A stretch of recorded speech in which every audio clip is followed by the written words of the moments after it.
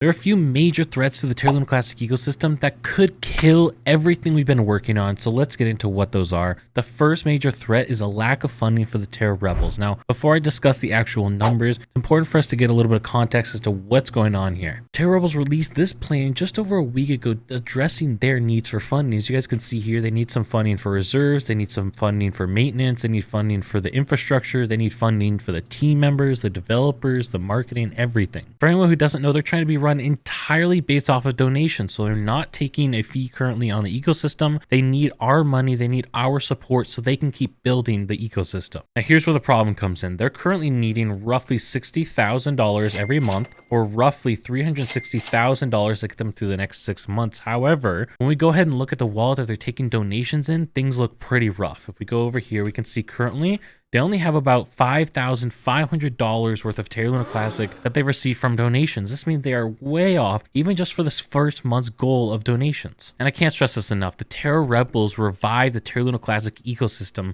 so without them going forward, we are done for. Any hope of big gains is over. I mean, quite simply, without the Terra Rebels building the necessary infrastructure on the ecosystem, there will be no utility, no other projects coming in. That brings us to the second point, the big threat of no utility on the ecosystem. If you guys really think about it, why would you want to spend your Terra Luna Classic right now? And maybe you want to send your buddy some Terra Luna Classic, but there's really no reason to go on-chain and to be subjected to a 1.2% fee when you could transact in other cryptocurrencies. That's just the way things are right now. So many of the exchanges are not doing a 1.2% burn. Instead, they're doing their trading fees or nothing at all. And so the vast majority of Terra Luna Classic volume, this is not being subjected to a 1.2% fee. We are entirely reliant right now on the on-chain burn transaction. Instead of all this volume that we're seeing from Binance, from Gate.io, KuCoin, all that is not subject to the 1.2% fee.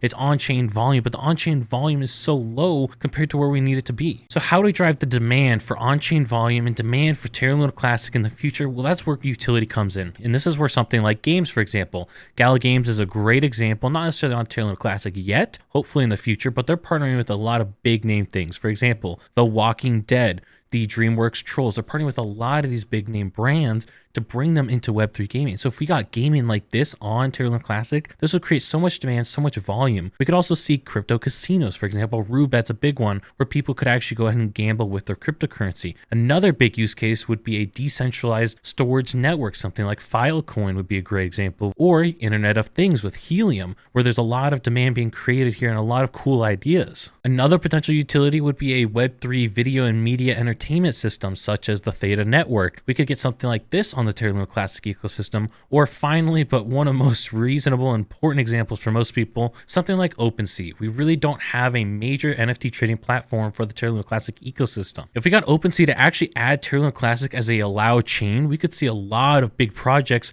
start to do cross-chain and bring their ecosystem into Terra Luna Classic's ecosystem and merge things together to create a better future and more utility and, again, more demand for Terra Luna Classic. Before we discuss the next point, if you guys are getting value out of this video, be sure to subscribe and press the notification bell down below. This next point is going to complete the triangle trifecta. So far we have the Terra Rebels needing to build the infrastructure for the ecosystem. That way we can then have the utilities come into the ecosystem, build, have projects come in, all that. But those projects and utilities that build on the ecosystem, they generally have their own tokens on the ecosystem. That's point number 3. We need to see a lot of different tokens, but for us to be able to do that, for us to be able to have these tokens come in, we need a stablecoin. When we hop over to Uniswap, we can see a lot of these top trading pairs are pegged to some stablecoin. And the reason for that is quite simple. When you're building a project on an ecosystem, you don't want to be subject to the whims and woes of another token. For example, let's say you're only pegged to Ethereum, and for some reason you weren't pegged to any stablecoin or anything like that, which would be crazy, but let's say that happened. When Ethereum moves 5%, because let's say the whole market's taking a hit, and the whole market's moving 3 to 5%,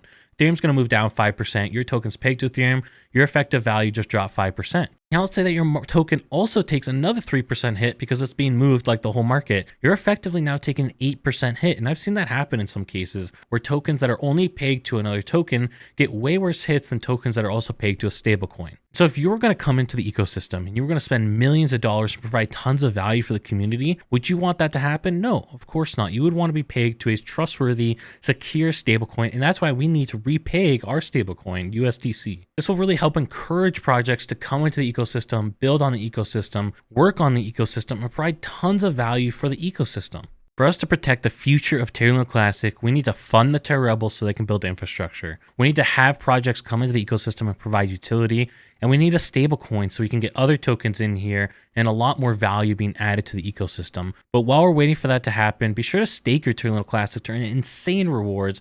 Check out this video up here if you guys want to learn how to do that.